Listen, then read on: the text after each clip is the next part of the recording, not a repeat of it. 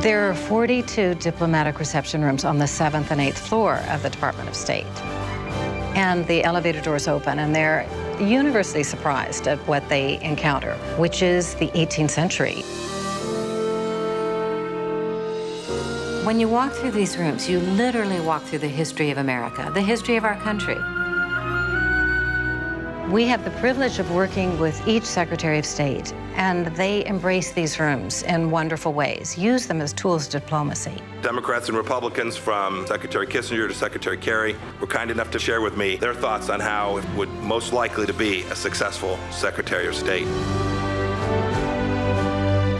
Everything about this place is very, very significant to diplomacy, to the Secretary of State personally, and to be able, frankly, to show off.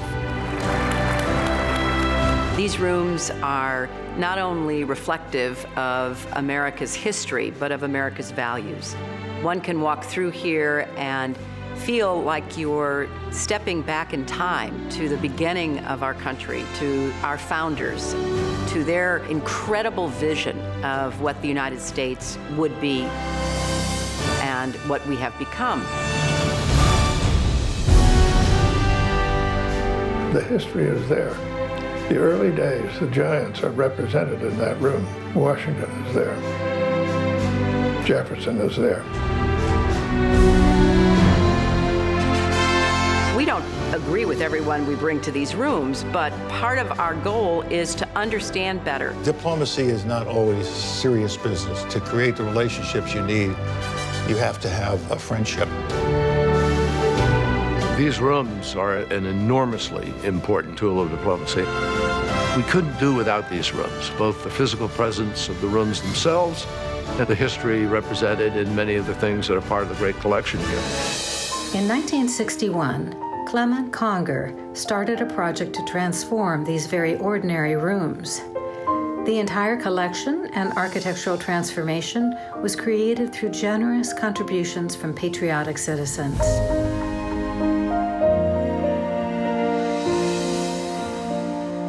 We close during the month of August.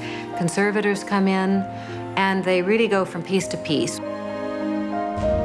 I've been doing this for maybe about 35 years, and in June this year, I'll be 88 years old. We have clocks in the collection that get wound every week. Some of them chime, as you can hear now. I'm the guy who keeps the place running on time here. Well, he's obviously doing a great job. The Jefferson desk makes a big impact on people. He was the first Secretary of State. Then you think, what actually happened on this desk?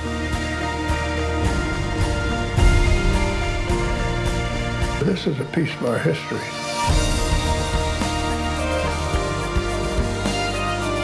It's remarkable to think that you're looking at the desk where the peace treaty to end the American Revolution was signed. The Treaty of Paris, people don't realize how important that treaty was. To actually see an object where our Revolutionary War ended and our independence began makes it very real. Oh my gosh, I know. I think that there is something so inspirational about seeing concrete objects that really explain history.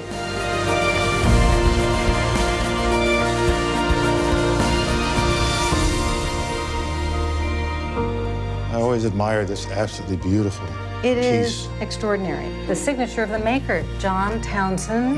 1765. The objects have a remarkable role to play in education. Through digital means today, we're able to share the collection with students and teachers within their classrooms so that they can actually see and learn about these objects, relate them to their core curriculum, and learn about history within their own environment, and really bring history to life. Every day in the job of Secretary of State is about as exciting as it can be. And I think it's a pinch yourself every day job. When I became Secretary of State, my good friend George Shultz said, Secretary of State's the best job in government. Trust is the coin of the realm. The things that matter are things that affect a human being. At least one human being is better off, and I had something to do with it. It never occurred to me that I might be Secretary of State. I was an immigrant. There had never been a woman. I think it's the most incredible job in the world. So it's good to be reminded how really lucky we are to be Americans, because there's no higher honor than representing my country.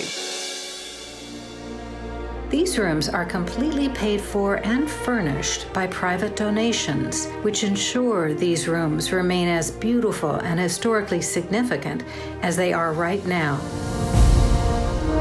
It is an honor to share this collection with the world. We continue to have to raise the money to conserve the collection because, unlike a museum, it's in use every day. This room sticks with you.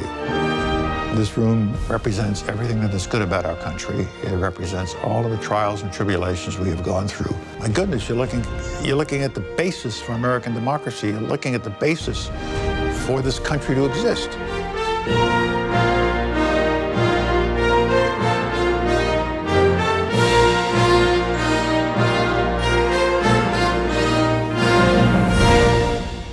Beautiful, beautiful. I often wondered if there was silverware in here. No!